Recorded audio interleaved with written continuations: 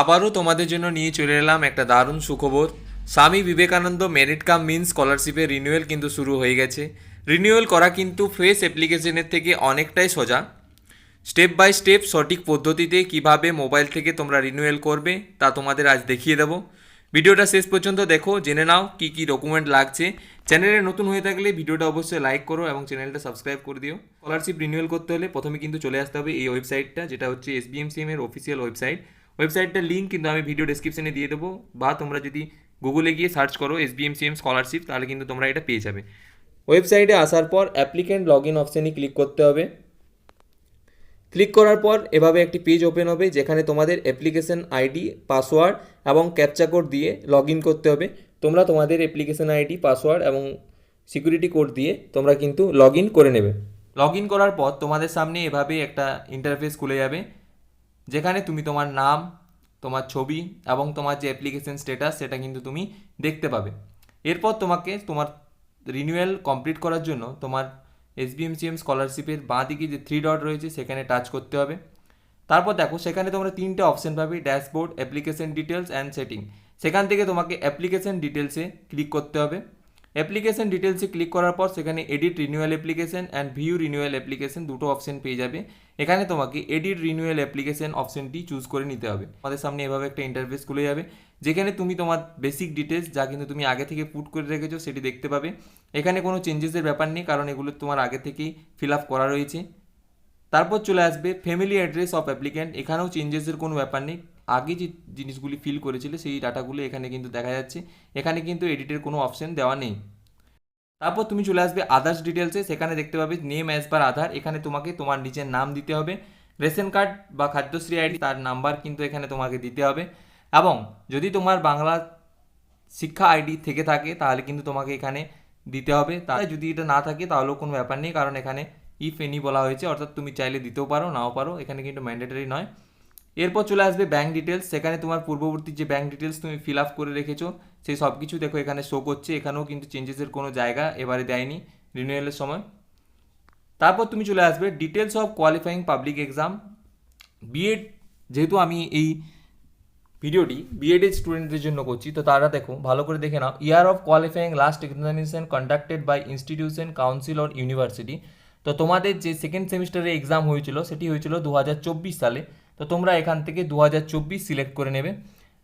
তারপর তোমরা দেখো last qualifying exam conducted by institution, council or university. West বেঙ্গলে বিএডের যে ইউনিভার্সিটি তার নাম হচ্ছে বাবা সাহেব আম্বেদকর এডুকেশন ইউনিভার্সিটি। তো তোমরা এখান থেকে কিন্তু বাবা সাহেব আম্বেদকর এডুকেশন ইউনিভার্সিটি সার্চ করে নেবে।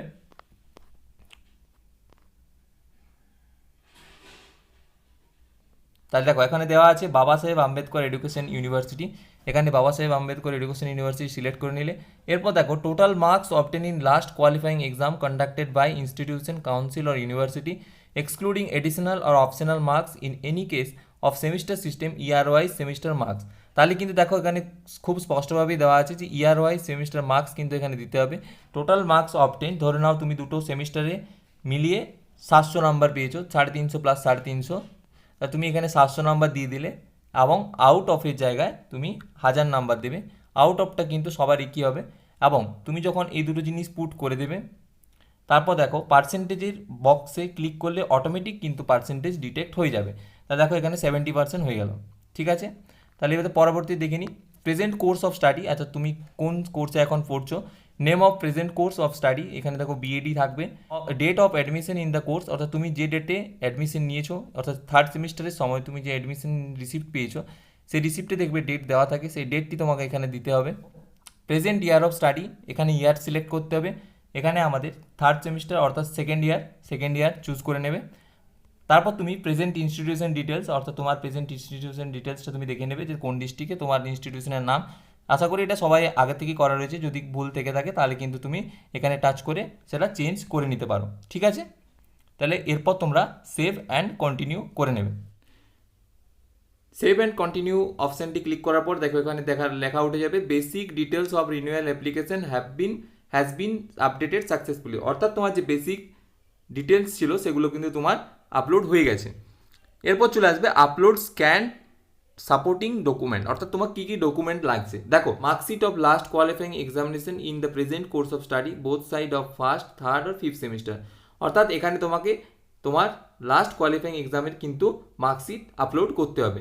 এবং তার নিচে দেখো, admission receipt for the promotion to the next higher class, অর্থাৎ তুমি যে কলেজে অ্যাডমিশন নিয়েছো সেই কলেজের যে থার্ড সেমিস্টারের সময় অ্যাডমিশনের যে রিসিপ্ট, সেই রিসিপ্টটি কিন্তু তোমাকে এখানে আপলোড করতে হবে।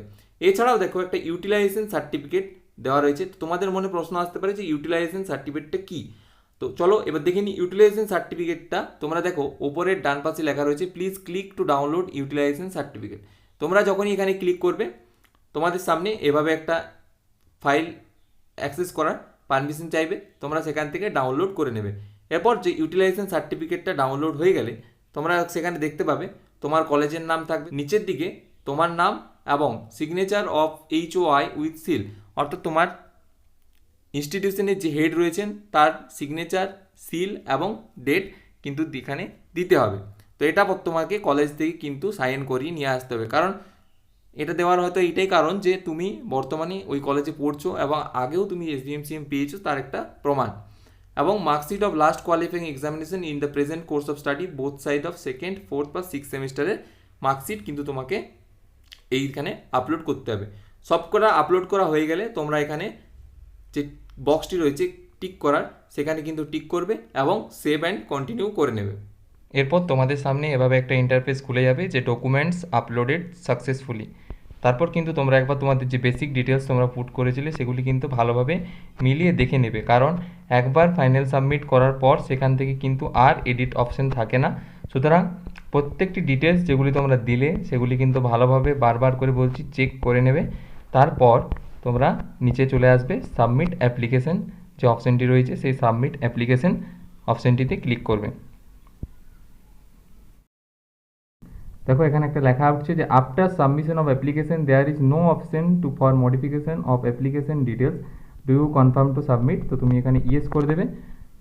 যখন একবার তোমরা ইয়েস করে দেবে তারপর দেখো লেখা উঠে গেছে অ্যাপ্লিকেশন সাবমিটেড সাকসেসফুলি। তুমি এখান থেকে download current renewal application details এটা ডাউনলোড করে নেবে। এটা ডাউনলোড করে নিলে তারপর তুমি যেসব ডকুমেন্টসগুলো তুমি আপলোড করলে এবং এই যে পিডিএফটি তোমাদের বার হলো, এই দুটো জিনিস কিন্তু তোমার কলেজে গিয়ে সাবমিট করতে হবে। তো এই ছিল SBMCM এর পুরো প্রক্রিয়াটা। আশা করি তোমরা বুঝে গেছো, এরপর তোমরা নিজেরাই পারবে।